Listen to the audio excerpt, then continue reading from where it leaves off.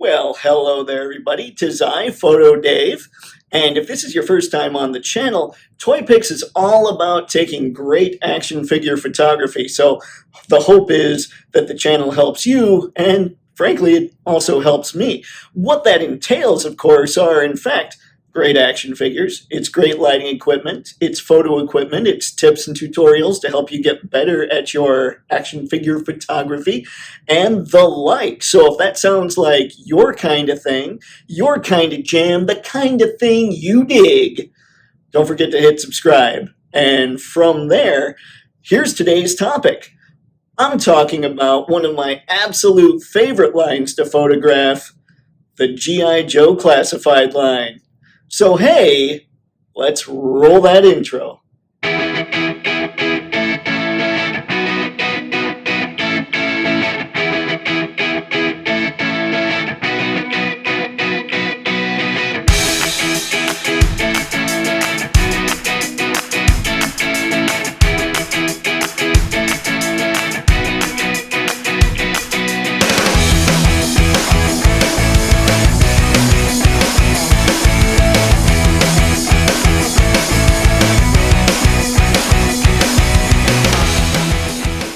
Let's start this with just a touch of history when it comes to the G.I. Joe classified line. Now, when the first wave was released, it was kind of a mixed bag when it came to collectors. Obviously, they were trying to match the look of Operation Blackout, which was a video game that was released around the same time. I don't know, I don't keep up with video games, so I don't know if the game did exceptionally well, but I do know you could never find the figures in stores. So if the target was getting people involved in G.I. Joe through the game and then selling the toys because of that, it wasn't going to work whether it was a good game or not. So there was that. Now, as far as the sci-fi looks themselves are concerned, there was a lot of gold trim, some futuristic looking weapons. Personally, I think it worked in some instances, didn't work in others, but it was definitely a mixed reaction that was prevalent in the fan base. And then it was like Cobra Commander himself took over with Target's exclusive Cobra Island line. Cobra Island, to put it kindly, was it was a cluster. Yeah. And it really split the fan base. A lot of people just basically decided to swear off classified at that point. They got rid of all the figures they'd collected up till then, and they were done. They were out. Now, spoiler alert, several have come back thanks to what they've done in the meantime, but I myself was insanely frustrated. I never got to the point where I decided I was going to give up the line, but there were characters in there I wasn't going to accept a substitute. The Cobra Island Trooper, for instance, the Cobra Trooper, I love that figure. Just looking at it, I was like, that thing's awesome. And then when they showed the Cobra Infantry, I was like, no, if I can't get my hands on that Cobra Island Cobra Trooper, I just won't have troopers in my collection. That's where I was. It was insanely divisive. People could not find these figures. The only ones I personally found in Cobra Island at the store were Beachhead, and I was one of those idiots that was at Target way early in the morning to do that.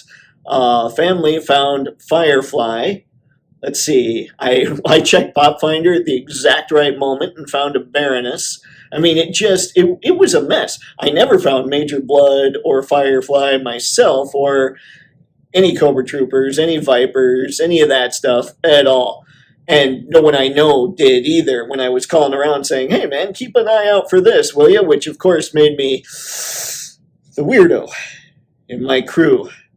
So yeah, Target's Cobra Island, not good, especially when you consider there were so many characters that people deemed essential for their collections. Like any great team, the G.I. Joe brand team looked, they adapted, and they course-corrected in record time. They got rid of the way outlandish sci-fi looks that were based on the video game. They held a kickoff, like a summer event, with Target, so that they could release a lot more of their Cobra Island figures, those exclusives that were so hard to find, so that people could actually acquire them. most people, at least as far as American audiences are concerned, were able to pull it off and get the figures they wanted fairly painlessly, which was nice. Hasbro Pulse even jumped on board and was able to offer some of those Cobra Island exclusives. It was very nice and very good course correcting when it comes to the team. They're also, when it comes to the Target exclusives, Hasbro went out, the G.I. Joe team specifically, obviously, went out and course corrected in a huge way by making it so that Target gets a repaint line instead of getting a lot of essential characters and troop builders that we all definitely want, because definitively made no sense in that sentence for our collections. So instead of getting things like a classic inspired beachhead, and the Cobra Trooper and Cobra Viper and a Baroness in black and all that, what they're getting now are repaint lines like Tiger Force and Python Patrol. And that makes so much more sense for any kind of exclusive. The fans, well, they were much happier. Hasbro, the G.I. Joe brand team, had course corrected in a huge way. The current state of the G.I. Joe classified line is one I'm insanely stoked about. For one, they are working more on getting those more modern military looks going for the figures. I'm really geeked about that, while still maintaining kind of a more out there look for the Cobra characters, which really is pretty much what we all grew up with, anybody who's a big fan of G.I. Joe. They also are revolutionizing what Hasbro can do with action figures. I mean, let's look at what we've got going on here. Lady J is the most articulated female figure that any Hasbro brand has ever produced. She's incredible, and in fact got my G.I. Joe Classified Figure of the Year designation for 2021. So I'm really looking forward to seeing what 2022 brings as far as all kinds of crazy articulation for the ladies. This is apparently articulation for the ladies. Anyway, I'm really stoked about that. And what's even crazier is how insanely detailed and articulated they're making animals. Their Timber figure also made my top 5 G.I. Joe classified figures. Yeah, the Snake Eyes he came with was really cool, but that Timber, there's just something extra special about what they've been able to do with animals. And I see Fiona coming. Fiona looks remarkable, the crocodile that comes with Crocmaster. And in a bunch of leaked lists right now, there's going to be another figure and animal 2-pack.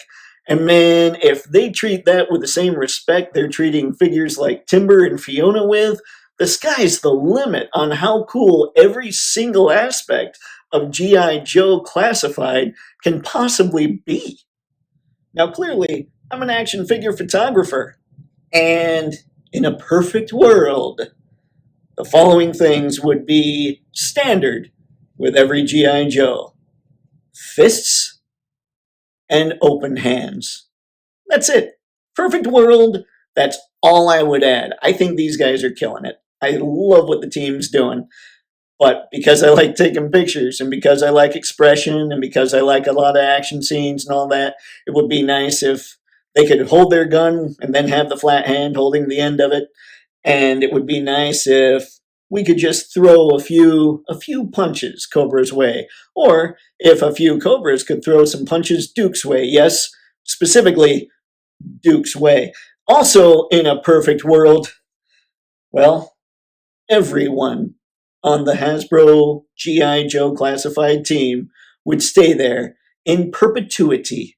Yes, friends, from everybody from the brand manager to the guy who picks up the coffee for the rest of the team, if all of these people could just stay together, because it's their combined effort that's making this line as awesome as it is. I know that we like to focus on the designers, and most of what we end up seeing when it comes to these live streams tends to be stuff that the marketing people are putting out and approving and all that.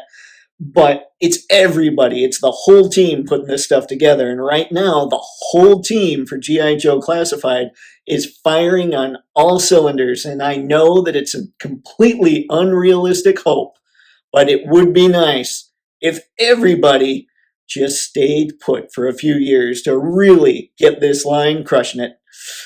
Ah, perfect world scenarios. So let's wrap this bad boy up with some final thoughts.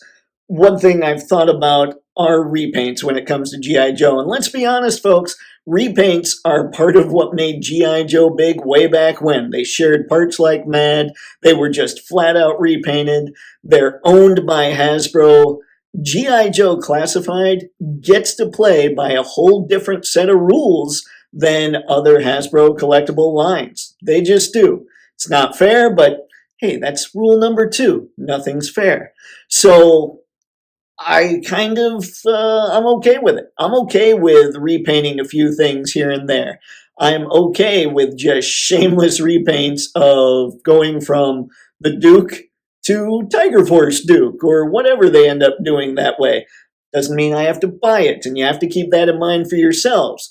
If you have a figure you really love, you don't need every specific example or type of that figure. You don't need every iteration of that figure. Iteration was the word I was looking for. But yeah, that's the one thing. Other lines, they repaint and repaint and repaint, and you feel like you're getting the same figure with a different head. Here, thanks to the overlays, thanks to a lot of other things, including the way the parts mix and match so well, I mean, it's kind of a military line. A lot of that stuff looks the same anyway. They just get to play by different rules. Not fair, but they do a great job with it. I know.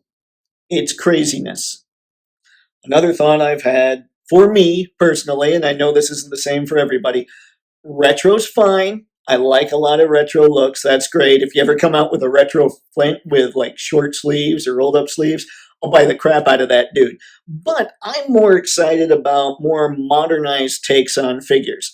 Now that said, when you release a figure like Alley Viper or the Bat or the Crimson Twins, and they pretty much look like straight up interpretations of what they did back in the 80s, to me, that's okay because those figures, those designs were so outlandish back then that they still work today. But it's when you go in and you decide you're going to do the exact same look for Duke, for a retro figure, or even for just a regular mainline classified figure, where you kind of lose me. I do like those modern updates. Those are huge for me. And once Hasbro, I hope that when the G.I. Joe brand team ends up knocking out a lot of these main updates for a lot of the main figures, they're not going to be afraid to go out there and just do their own thing, make new characters, come out with new designs. I know that there's a lot of fans online and that the G.I. Joe fan base specifically seems really vocal and almost angry if things don't go 100% the way they want it to go. I'm not that guy. I leave room for all kinds of things. I don't think a hobby's worth doing if it really ticks you off that much. So, I don't know. I like the modern updates. I'm probably going to pass on most of the stuff that shamelessly is 80s again. But there are things, like those timeless designs, that I think, man, those are just perfect. And I'm just really excited about them. And I guess my final thought on this line, frankly, I love this line. I really enjoy shooting this line. Sitting back with the camera, setting up a bunch of Cobra Troopers going after one or two good guys, setting up a guy like Major Blood who just looks vicious as all get out. I don't think I've ever said that before, but I'm trying to keep it clean for the kids. So, I don't know, man. I love what they're doing. I hope they continue to do it. I hope they continue to knock it out of the park. But I hope they're not afraid to go a little more modern. Even just a few months into the future, I'd be pretty geeked with. So those are my thoughts on G.I. Joe Classified.